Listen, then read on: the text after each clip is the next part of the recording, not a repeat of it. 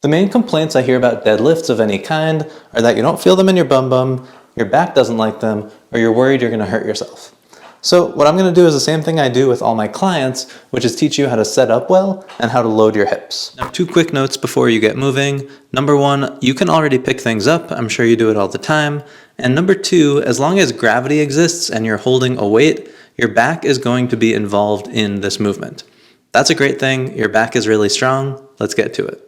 One challenge that the barbell specifically presents is that it's out in front of you, and you may have noticed if you've ever tried it, you kind of run into this issue with your knees on the way up and on the way down, trying to figure out how to get around the knees. Instead, here are 2 different setups you can try that'll make it easier to practice. Number 1 would be grabbing one weight that you can lower down right between your knees and between your feet, so that the weight stays within your base, within your feet.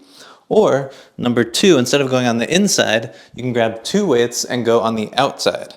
So now again, you don't have to contend with going past the knees or the feet. The weights are right by your sides instead of out in front. For technique, I'm only going to give you 2 things to think about: butt lasers and your whole foot.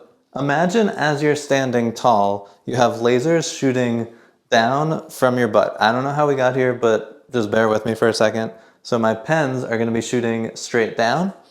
As I go into my hinging movement, my deadlift, I'm going to be sending the lasers back. So I'm kind of drawing along the floor.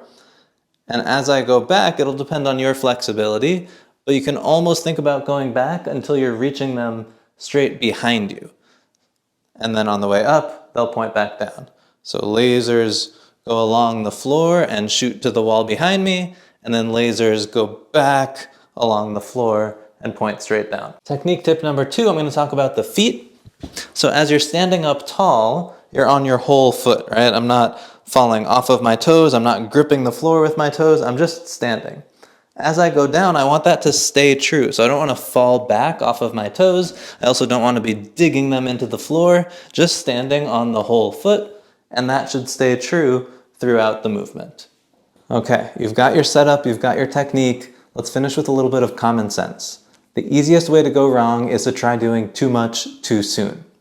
Make sure you're starting with a setup where you're comfortable, you're feeling confident, get used to it there, and then gradually increase the difficulty over time by adding more reps or sets or bumping up the weight. If you have any questions, you can reach me at finemovement.com/contact.